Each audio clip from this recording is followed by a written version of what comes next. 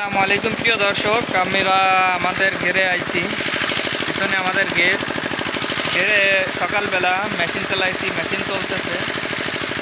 এটা মেশিনটা চালানো হয়েছে, আমি ধান লাগাবো এখানে। এর জন্য আজকে হচ্ছে কি বার, আজকে সোমবার সকালবেলা 9টার দিকে মেশিনটা চালাইছি।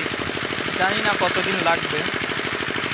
তো প্রিয় দর্শক, আসলে এখানে কিন্তু পানি উঠতেছে প্রচুর। আমরা ওখানে রাত্রেবেলাও পানি সেচতেছি। তো আমাদের অনেক শীত লাগতেছে, এই জন্য আমরা সাজাল পোয়া নিচ্ছি একটু তাপের জন্য।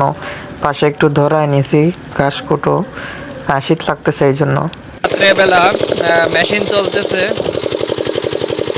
অনেকটাই পানি পুড়িয়ে গেছে, অন্ধকারে কিছু দেখা যাচ্ছে না।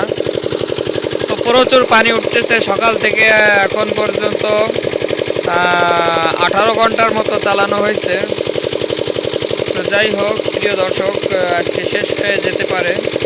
তো রাত্রেবেলা আমরা মাছ দেওয়ার জন্য কিন্তু ঘেরে থেকে গেলাম। একটি মশারি টানায় মশারির উপরে পলিথিন দিয়ে দিচ্ছি ভালোভাবে।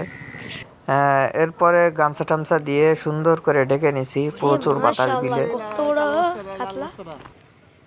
তো রাত্রেবেলা আমরা ঘেরেছিলাম, রাত্রেবেলায় আমরা জাল দিয়ে মাছ ধরে নিছি। অল্প কিছু মাছ পাইছি, সেগুলা সকাল ভোরে আমরা তাড়াতাড়ি ঘুম থেকে উঠে, রাত্রেবেলা ঘুম হয়েছে কোনো রকম ঠান্ডার ভিতরে।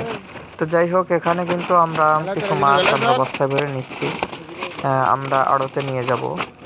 তো যে তেল খরচ হয়েছে তার কিছুটা তেল খরচের দাম মাছ থেকে উঠছে, মাছ বিক্রি করেছি।